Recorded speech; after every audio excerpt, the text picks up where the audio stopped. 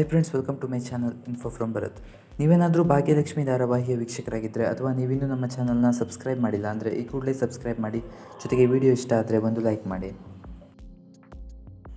Colours Kannada ವಾಹಿನಿಯಲ್ಲಿ ಪ್ರಸಾರವಾಗುವ ಜನಪ್ರಿಯ ಧಾರಾವಾಹಿ ಭಾಗ್ಯಲಕ್ಷ್ಮಿ ಸದ್ಯ ರೋಚಕವಾಗಿ ಸಾಗುತ್ತಿದೆ.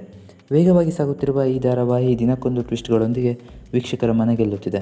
ಸದ್ಯ ಭಾಗ್ಯಲಕ್ಷ್ಮಿ ಧಾರಾವಾಹಿ ತಾಂಡವ್ ಹಾಗೂ ಶ್ರೇಷ್ಠ ಮದುವೆ ಸುತ್ತುತ್ತಿದ್ದು, ತಾಂಡವ್ ಶ್ರೇಷ್ಠ ಮೋಸದ ಮದುವೆ ನಿಲ್ಲಿಸಲು ತಾಂಡವ್ ತಾಯಿ ಕುಸುಮ ಹಾಗೂ ಭಾಗ್ಯಳ ತಂಗಿ ಮದುವೆ ಮಂಟಪಕ್ಕೆ ಎಂಟ್ರಿ ಕೊಟ್ಟಿದ್ದಾರೆ.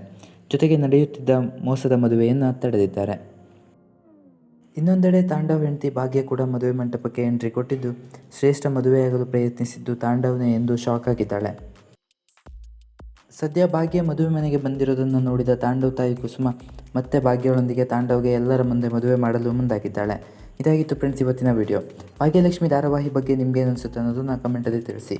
ಇದೇ ರೀತಿ ಇನ್ನೂ ಹೆಚ್ಚಿನ ವಿಡಿಯೋಗಳಿಗೆ ತಪ್ಪದೇ ನಮ್ಮ ಚಾನಲ್ನ ಸಬ್ಸ್ಕ್ರೈಬ್ ಮಾಡಿ. ಮುಂದಿನ ವಿಡಿಯೋದೊಂದಿಗೆ ಮತ್ತೆ ಸಿಗೋಣ. Thank you.